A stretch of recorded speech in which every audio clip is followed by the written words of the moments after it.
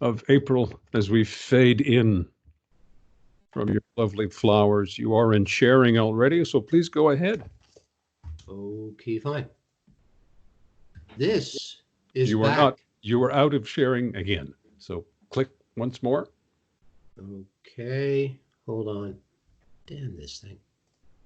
Just one click. Up here. Okay. Mm-hmm. That's it. Browser, good. All set. Got it. This is back. Windsor's. Oh, you're kidding. Several episodes last night. Yep. Oh, I believe it's 2 more seasons. It's wackier than ever. God. Thank you for that. I had no clue. Thank you very much. The guy who plays Charles is just unbelievable. Unbelievable. Yeah. Did you see? They're getting into the younger ones getting married and fighting, and what's her face here? Camilla is trying to destroy everything. The ditzy daughters of Fergie are just fine. The guy who plays Charles is priceless. Superb. Did you see the one where he's sitting at the piano singing a song to Camilla in the first season or the second? I don't know if you remember that. I'm trying to vaguely. No, not really. It is worth watching again. I was practically on the edge of having a stroke. I was laughing so hard. It's just brilliant. I'm so pleased that they got that online. Excellent. Well, and the way he contorts its face, it sometimes has a Frank Gorshin effect where it looks more grotesque than funny. Yeah. And Gorshin was a great, but him, no, it really, really works. I remember when he and Camilla were sitting with, was it an American reporter who says, we'd really like to find out if we're fucked up. Just superb. Anyway, there we are. And it's weird because the actor is Charles is not very tall, is he? No, he's not. I think he's about 5. I think that's part of the problem with Dad. Yeah. That's another problem with Dad. And that's part of the charm of the act. I don't even know the actor's name, but he's about the same dimensions as Charles too, and he's just amazingly funny. Every single one of them in that cast there are just Peppa, and this guy is great. If you had a younger brother, this guy would be it.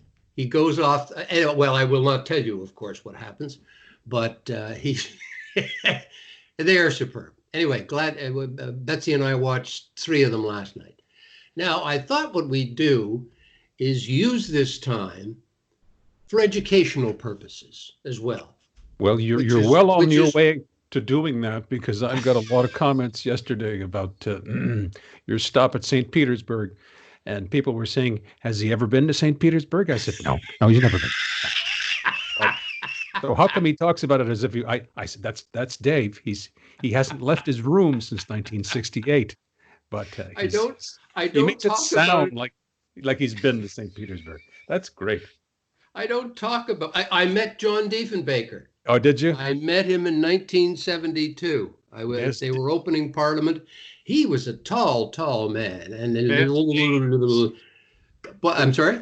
You heard the old? Was it Richard Little who was doing the translation? He goes, and Diefenbaker could barely speak French. Mes dames et mes yeux, as my dames and my eyes. Well, and an old friend of ours, Laurent Levine, who is from Saskatchewan. He's a Prince Albert boy. The Prime Minister was born in Ontario, but moved out west very young. This is there's an old joke in Prince Albert. It was so cold it froze the nuts off the Diefenbaker Bridge. So there we are. There you go. So John Diefenbaker, up to that time, won the biggest victory in Canadian political history. So we're just going to mention a few and see if you can guess a few of the prime ministers. Okay. And by the way, I hadn't been to St. Petersburg. These were places I wanted to go. Oh, I understand. We're just yanking your chain. This is John Thompson. He was the first Roman Catholic prime minister. He was a lawyer in Halifax. Got me on that one. Brilliant. Got me on that one. You remember between Sir John A. Macdonald and Laurier, there were four of them, and they were either past their prime or just nobodies. Or locked in the bathroom or something like that. Yeah, yeah. Oh, they're just what a bunch. All right, well, this guy, get another guy in there then. Whatever it is. That's right. Yeah, isn't the concierge around somewhere? Never mind. Just elect another guy. It'll take less time. The guy who hangs the hats. Yeah. So Sir John Thompson actually was a brilliant man. He would have made a great politician, but he was at Windsor Castle awaiting in 1894, when he was only 49, awaiting an audience with the Queen when he had a massive heart attack and his face fell into the trifle and he died. He could have been up there with Laurier or Mackenzie King or those. He was just a brilliant man. It was well ahead of his time. He was an Anglican, but he converted to Roman Catholicism to marry his wife. But he died, unfortunately, at 49 in 1894. That is Sir John Thompson. Sir John Thompson. Now, you know this face. We've used it before, but it's going to lead into another story. Okay. So this is Robert Borden, who formed a unionist government during the First World War. And in 1915, had a cabinet meeting to discuss the possibility of the Dominion Observatory time signal. There she is. And We've been dating, she and I. There she is. What is it, Robert Klein, who went steady with a deck of cards for 5 years? with the 15 different sexual positions on it? God, where is this coming from? Please continue. And, of course, the Dominion Conservatory was founded in 1902. So this is a chance to show you a 1-cent Canadian piece. This is Sir John Abbott, who was born in Canada East, as it was known at the time. Quite a dynasty. Sir John Abbott not only was a member of Parliament before Confederation and after he became a prime minister, he was among those four. He hated politics. He was a mayor of Montreal. He also graduated from McGill Law School and became the Dean of Law. And among his students was a very young Wilfrid Laurier, who went to law school at McGill. His cousin, I beg pardon? Sir Wilfrid, eventually, yes. Yes, Sir Wilfrid Laurier.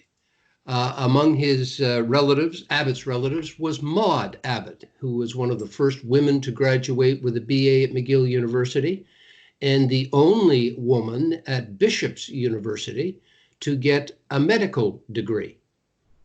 And she became a renowned expert, a pioneer on congenital heart disease. So she was a cousin of Sir John Abbott. That is Maud Abbott. And as you can see, she was no bigger than a minute. I did not know that. The stuff I learned from just listening to you. Well, wait until I get you to the St. Petersburg section. Okay. All righty. And then we have Christopher Plummer. Yes. Who was a great nephew of Sir John Abbott.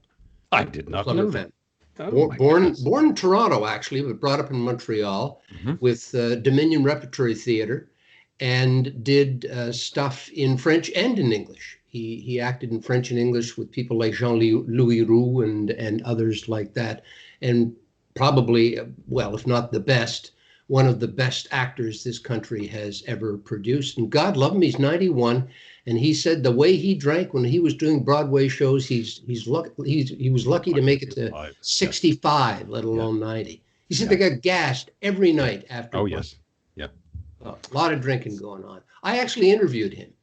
He played Mike Wallace in that film about the guy who tried to bring down, for 60 Minutes, the producer who tried to bring down or sue the tobacco industry. Yes, I recall that. Yes. We had him on. Are you still interested in this? I am. Yeah, because you get impatient. No. This is Louis Saint Laurent, who was born in Compton, Quebec. Yes. prominent lawyer in Quebec City, and of course, Prime Minister after William Lyon Mackenzie King. His father was Jean-Baptiste Moise Saint-Laurent. His mother was a Broderick, and he was perfectly bilingual, as was Laurier, probably even better. But because his mom was a Broderick, Irish, he actually had a touch of an Irish lilt in his accent, spoke beautiful, beautiful French and English. And this is one of his descendants. There's Bernie. I was going to and mention there is Bernie, yeah, who was another Compton boy. Bernie Saint Laurent was, I can't remember whether it was great, whatever, nephew of Louis Saint Laurent. And you and Bernie almost had the CBC taken off the air one time. Perhaps we can talk about that some other time, but please continue. Well, the CBC almost had Bernie and me taken off the air, along with our producer, Phyllis Platt, one infamous Friday afternoon. This is one of the four guys they just said, just get somebody out of. This is Sir Mackenzie Bowell, the aptly named Bowell. I call him Bowell. Did you add the line for the mouth and the beard? No, I don't know how that happened. He was one of the worst. He was born in England, brought up in Ontario. He was one of the worst racist Irish Orangemen.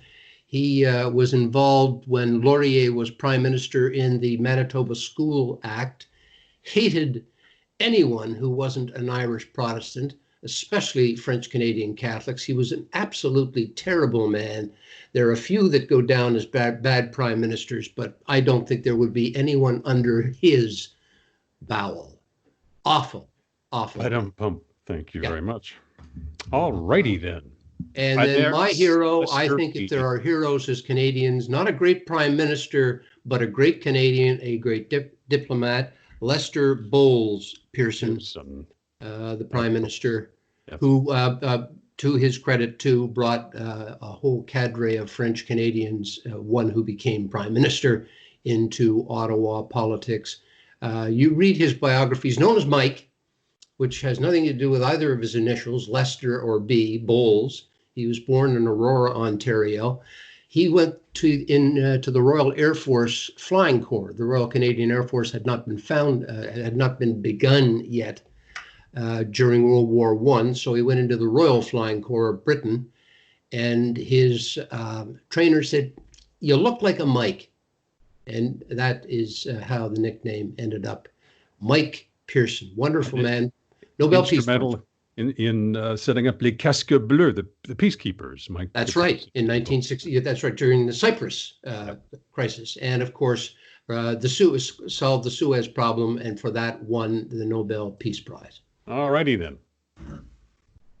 So there you are. Oh, and these are a bunch of guys I knew. Pictures of guys that you went to school with. Okay. Yeah. So there we are, and I've got it. Do I have to get out of? Just one more click there, and you're out. And we're back, and you are clean shaven, and I'm very pleased because I see you late yesterday. I've got two things to pick up on. I've got my tour of Cameroon that I want to cover off on. And how many years ago is this now? 5, 6? This is about 6 years ago, but I'll just quickly, I want to mention a product that I received as a gift. Can you see my screen here with this? Yes, Rocky Mountain Shave Gel. Rocky Mountain Barber Company. I received this from a client recently, and I'll make a long story short. We got into a discussion several months ago about beards. She does not like beards. She has a son who is into the hipster beard look. And we were exchanging emails after I received this gift from her. This is kind of a cosmetics counter-priced product. It's a premium product, not something I'd buy for myself normally. It's about $18, I think, or something. I thanked her for the gift. And she and I agreed that this look is probably on the way out. So we predict that thank God. In the wake of this pandemic business, people are going to be changing and keeping clean, and so that's a quick little note. And it's just a little point too I want to make about working from home and being a shut-in these days. You have to adhere to a routine of some sort, something I learned over more than 25 years of working from home. Try to keep to a routine, try to get up at the same time, be good to yourself, pamper yourself a little bit, shave. And again, you might be inclined to let some of these things go, but I suggest that you not, because it will do you good. Let us go on to what we were talking I've about. just asked you, Yep. when did you go through your beard stage, or did you ever? I cannot grow a beard. If you look at my I headshot get on nothing but face, zits. yeah, on the Facebook page, I really can't. It looks pretty bad. I got to get some new headshots done, but no, I've tried it and I fail miserably. Always So amazes me, guys, baseball players and golfers too, who are playing in the tropics or in the heat of large American cities, and they've got these enormous yep, beards yep, on. On top of everything else, it's just so warm. yeah. I It's can and it's a I don't know if you shave every day. I shave every I do second now. day because I do that to maintain the moisture in my skin. I'm doing it every day now, simply out of routine, out of forcing myself to go through Right. certain motions every single day, and it allows me to kind of tick tock my way through the rest of the day. And So what that's it. about up top? How often? Every day now too with my shaver. I've got an electric trimmer that I Oh, you may do. go entirely bald because they make these little products on wheels with little blades on them, or you can shave. What do you mean on wheels? I'll find it. I'll show it to you. Okay. This little thing on wheels? Yeah. Let me just get on to let me get on to Cameroon here, and we'll cover that later this week. Okay. This is my travel log, and I'll make it quick. I've got a few things to show you. This is where you can see the continent here. And I traveled to Cameroon in 2014, 6 years ago, almost to the day actually. And the if you can see here near the middle here, the capital is Yaoundé. You have Douala, which is on the coast, and I also visited a smaller town called Kiribi, which is down here, right on the coast. I'll show you some photographs in just a second. The reason why Fairly I was big country. it is large. It's in the elbow there of the continent, and we flew Montreal, Paris, Yaoundé. It was quite efficient in terms of getting there. This is a magazine that I was editing at the time. It is no longer in print. It's called Africa Trade. It's published by a company called Geram Communication here in Montreal, run by a couple, Madame Gerba rather, Madame Gerba and Amina Gerba. She is from a family of 13 children born in Cameroon. He's born in Cameroon as well, and they operate their business here. And if you look at some of the headlines, you'll see that the only English language writer for the magazine was me. So I had fun with some of these headlines: buds, suds, and duds, marketing in Africa. Um, Yamoussoukro delayed. You still can't get there from here, I wrote. Of course, nobody understood what I was writing, but I had a hell of a time. And wordplay like copious pharmacopoeia, the business of medicinal plants. So we had a terrific little crew, a bare bones budget, and that's what brought me to Cameroon. The company also, by the way, publishes a magazine called Afrique Expansion, which is still in print. Donc, si vous parlez français, vous lisez en français, ça vaut la peine d'aller regarder ça. So here we are with a quick shot. Can you see that clearly? Yes. Is that That is Douala or? That's Yaoundé. That's the capital. That's pretty well the main drag, and that's a view from the hotel we were staying. And that's a government building up on the left here. It was a very quiet morning when I took that. That's Madame sitting there in the hotel lobby with one of our assistants at the time. Forgive me, the names all escape me now. And if you look at the back over her right shoulder, you'll see that little concierge desk in the hotel. It says guest relation. So it was always a lot of fun seeing how things were translated. Here's a shot of a lot of the driving we did through the small towns. Traffic is always a problem. You'll see on the right here, these are pineapples that people will pick and simply sell on the side of the road. In this case, we were driving through a small area. This was a beer truck. This container contained beer, dozens and dozens of cases of beer, and there was an accident of some sort. And we were told that some of those cases just sort of disappeared and Seemed to found. attract attention, didn't Yeah, it? Yeah, it's a lot of these red plastic cases found their way into people's homes, and it was about 35 degrees there on an average day. This is a more less rural town here. You'll see paved streets and the like, and it was always a lot of traffic. Not a single traffic light to be seen, but people get along, and I'll show you more shots of traffic jams in a minute. And the soil here reminded me a lot of PEI. It's a red clay. Yeah. And here's a good example of the color of the soil. That's Jean-Nicolas Saucier standing there having a butt. He was the guy I was traveling with. He was the editor of the French language magazine at the time. And we had stopped to take a quick pee there. And He's a Montrealer? He's a Montrealer. Yeah. And if you never seen a bunch of guys pee so quickly in their lives, because we're driving through jungle here, so all kinds of wildlife. So the peeing took place very rapidly.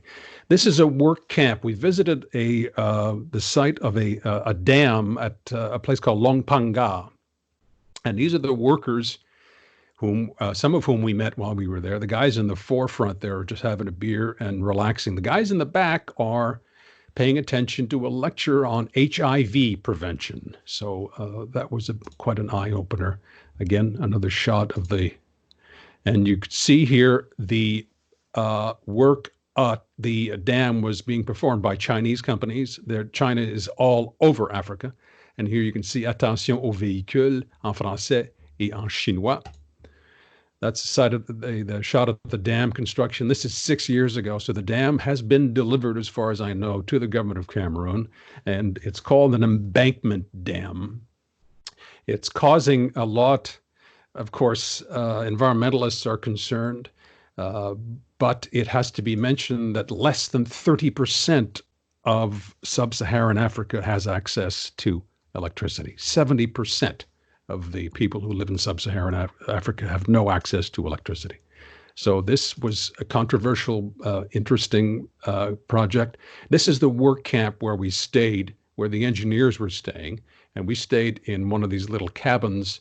And Jean-François and Jean-Nicolas rather, were sharing a little bathroom in that little cabin. And this sign was posted all over the camp: watch out for snakes and scorpions. Okay. The guys would check their bedding very carefully at night before we bedded down. And there's Jean-Nicolas, that's our driver, excuse me. And that is a Toyota Land Cruiser. It has a different name here, but this beast of a vehicle got us through jungle and all sorts of difficult terrain. It was imported from Saudi Arabia, where it was specially built for the Saudi environment. This is a more kind of a middle-class urban area where one of our colleagues was staying. This guy in the suit here was a police officer. Now, Cameroon is a police state, and a lot of folks take great pride in reporting strangers in their midst. And I got into a rather heated exchange with him after I took this photograph, because he decided that he was not. You got into a heated exchange. Well, heated again, tempered in my case, because I didn't want to end up in a police van. So. Oh, I see. You were a stranger in town, so he was watching you closely. Oh, right? yeah. Okay. Yes. So I took the photograph, and he wasn't too pleased. I didn't want to end up in that open sewer, so I quietly. I was just looking at that. That is an open sewer, isn't it? Yeah. This is the local lager, and if Harry Wayfield's watching, my buddy there, he'll recognize that name. It's called Castel. Very, very good beer. We had a lot of the Castel while we were there. It's beautiful color. This is a shot from the hotel in Douala, which is on the coast, where I just showed you on the map. You can see the harbor across the way there. Beautiful, beautiful boutique hotel. Lovely, lovely staff.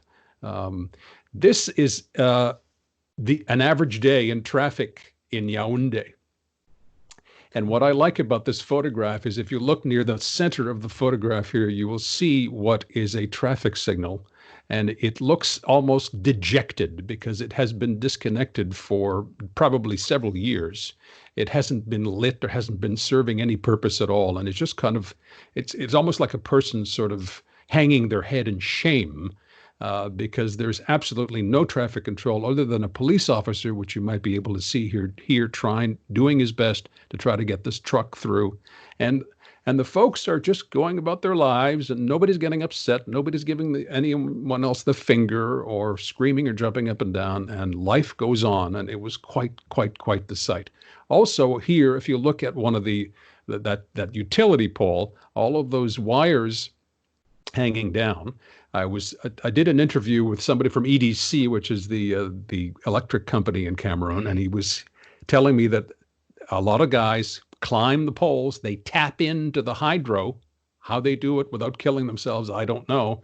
And then they wire their homes, and then they resell the power that they get from the pole to their neighbors.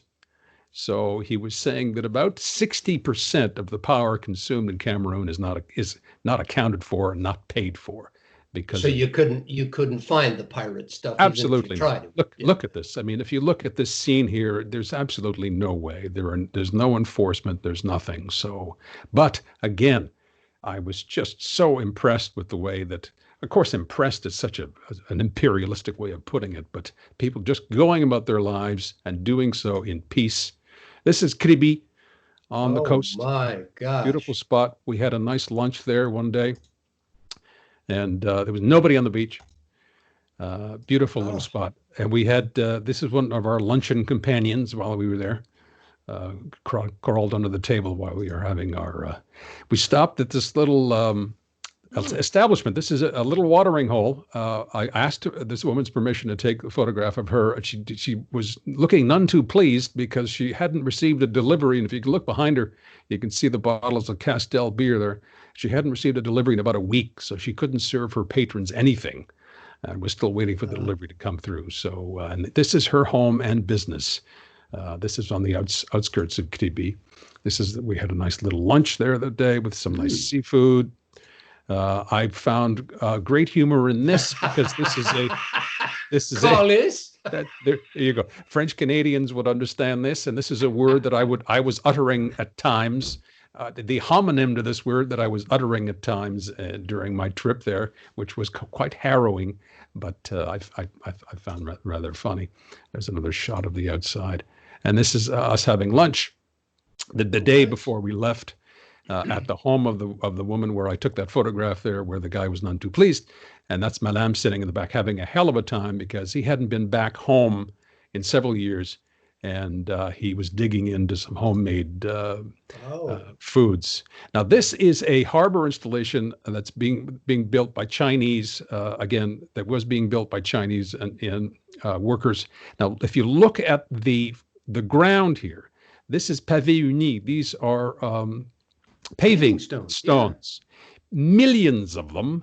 This space must have been the size of 4 football fields, and these stones were being installed one at a time, obviously, by these Chinese laborers. And look at how flat this thing is. And this goes on for I don't know how many hundreds of thousands of square feet. It was quite something to see. This is Douala at the harbor at Douala? This was at Kribi, which is on the coast there too. And all of these machines were being set up for port, but it was the number of these paving stones just blew my mind. So, and here's a couple of videos. I don't know if I'll turn the sound down. Sorry about this. And this is us driving down. These are 2-lane highways. There's no 4-lane highway in Cameroon, and we're just barreling down. We were doing easily 120, 130, 140 to try to get to where we were going. And thank goodness the roads are in better condition than Quebec roads. They are, because there's no winter, of course, and but you'll see all kinds of folks on the side of the road because that's the only way they can get around. So they walk along the shoulder, and you'll see here. I'll stop the video in just a second here. This is a logging truck driver. Now these trucks, and I'll show you another logging truck in a minute. These trucks are hauling these old growth logs. I mean, these things are wider than a coffee table, and they break down. And of course, they have no access to parts or fuel, so they will spend days there, and they will sleep under their trucks on the side of the road as the traffic whizzes by. And these guys are just trying to make a living like everybody else, you know. So these photographs are out of order, and I apologize. This is a weird one. This gave me the heebie-jeebies when I dug it up yesterday, because this is a member of the crew on the flight back from Yaoundé to Paris, who is, you can't see it in the photograph, but she's holding a bug bomb. So they walked up and down without telling us, and essentially sort of sprayed us with some sort of an insecticide or germicide or That's a little unnerving. Yes, it was kind of weird. I didn't have the presence of mind to ask any questions at the time, nor did I once we landed in Paris. But that was a very, very strange situation. And in the context we're in right now, I thought it was kind of a weird thing to experience. So was this Air France? Air France. Some of the food we had at in the Yaoundé. Now here's one of our logging trucks. So we're coming up behind him now. Okay, we're doing about 120 on a curve, and so he's honking at him right now to try to get him over to the other side of the road. And look at the size of those logs, and they're not tied down all that well with those chains. So, and these trucks go up and down these highways every single day, and we were just barreling, just booking it down these highways. So you've hit the floor already, right? I'm sitting in the front seat, and I'm gripping the handrest with one hand and trying to steady my camera with the other one. It was quite something. Well, that driver must have been is fearless. Oh, he was just phenomenal. He drove buses in Cameroon for 20 years before taking on this job. And again, this is another little traffic thing. Everything comes to a halt after something happens. So there's Jean-Nicolas out having a butt again, talking to the drivers, wondering what's going on. And this is us driving down into the bowl towards the center of Yaoundé. This is going back to the area I showed you at the beginning there with the hotel. And again, you know, this life goes on. Folks are puttering along, doing business. And this was, I'll just finish up with this one. This was arriving the night we arrived. We arrived at night. And it was unnerving because we went from a brightly lit airport to what the reality is there. There are no street lights. There are no traffic lights, nothing. And it looks chaotic, but then you realize that everybody out there knows where they're going, what's going on. They know which businesses they're heading for or where their homes are. And again, it just chugs along. And it is quite something. So I was terribly, terribly impressed with my visit there, and I'm looking at this now too, with a great admiration for the people I met, and trepidation too, to see what's going on and what may be in store for the Africans, for the Cameroonians and other Africans in the coming weeks and months. So my heart goes out to them, and that's my travel log for today. You were doing this to do a national article about Cameroon specifically? Was that? I was there with the publishers of the magazine, and they invited me because the magazine was published in conjunction, and they were getting grants from the government of Cameroon to publish this magazine because they were encouraging not only a trade between Cameroon and Canada, but other African countries as well.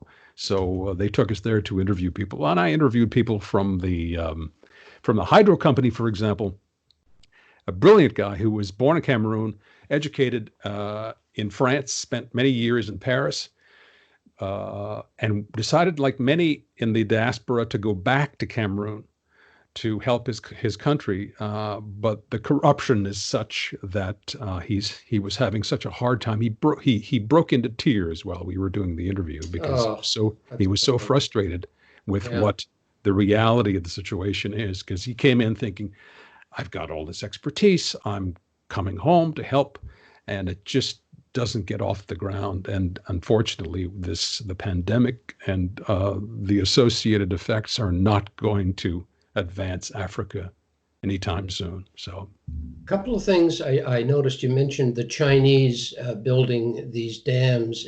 I believe I read in the Economist, and it took place in Kenya, but I gather it happens throughout Africa, that there is a mixture of resentment and fear over the Chinese. Oh, very much. Because the Chinese want to exact control of some sort. Okay, listen, we'll build you a dam, but, you know, and that's how you end up with the Chinese fleet outside your country. I didn't get into it in much detail a few minutes ago, but at Lompanga, the Chinese keep to themselves. They bring in Chinese laborers to do the work. So all the trucks you see being driven by the Well, that Chinese, must be resentment too. The yeah, Cameroonians aren't getting to there work. are, yeah. But then again, what do I do? Do I want to advance and bring power to part of my population, or do I shut myself out? Now, again, other nations have a role to play too. Japan is an investor. The Obama administration was making waves and moving resources to help with the electrification of Africa when he was in power. But numbnuts since then has cut all that stuff off now too. So we're back to square one. We're actually, I was reading yesterday as I was researching a little bit here that the rate of electrification in sub-Saharan Africa is falling. It's actually Falling going back. backward. Yeah. So The other thing is, when you were there, you told me when you got back, the timeline was fortuitous, isn't strong enough word, because Cameroon is right next door to Nigeria. yeah, And was there not a problem with a radical faction kidnapping yes, people in Nigeria at the time? yes. And when we were visiting that dam installation, we were under guard, under armed guard, because there were pirates off that coast as well. And they were expecting, or not expecting, but they were anticipating perhaps there might be a waterborne landing of terrorists or what have you. So we had an armed guard with us when we were on that shore. You must have Yeah. been happy when you got your ass out of that country. I was pleased. It was quite the experience. It was unnerving. And when we were in that, I'm just thinking of the timing. It sounds like a fascinating view oh, to. absolutely. And I don't know that I will ever be able to repeat that. So I was, it's something, and it's interesting. I hadn't thought about it or looked at these photographs since I got back. And after your travel log yesterday, I spent 2 hours yesterday simply going over these things and reminding myself that we are quite fortunate in this country. We are. Well, you mentioned the woman who was upset because she didn't have enough beer for you. You know, we're all the bitching, complaining. Well, I got to stand at the SAQ for. This is every day happening. Life is changing. Actually, there's a very big. The special section in The Economist is actually saying that the 21st century is Africa's. As you say, the enormous challenges they have facing, but the enormous human capital. And it's frustrating to, Africa is home to 60% of all the arable land on the planet. I'll give you another example. Nigeria, you mentioned Nigeria. Tomatoes are a staple in Nigeria, in Nigerian cooking. Nigeria could produce enough tomatoes for its own consumption and beyond. But because of the lack of appropriate supply chains and logistics, Nigeria, strangely enough, imports tomatoes from Italy. Okay, and how weird does that sound in this context right now? But so they're rotting on the vines just a few miles away from where they're supposed to be. So they're bringing in processed product from Italy, and I don't begrudge the Italians that at all, but that's what the big problems are in Africa is. And I was making a joke with my headline earlier. You still can't get there from here is what the bottom line is. And that's just one of the contradictions, right? The contradictions are everywhere. Yep. Well, fascinating journey. Thanks. All right. I'm glad I showed up. Tomorrow, Pierre Damour is going to join us. He is he's a management consultant. He's a media relations consultant. He's worked as a journalist, and we'll see how he's faring as a home worker in these days. Maybe he can teach us how to act. He's actually almost as talented as you are. Oh, now Pierre's pissed at you. Okay, well, we'll see you tomorrow. Okay.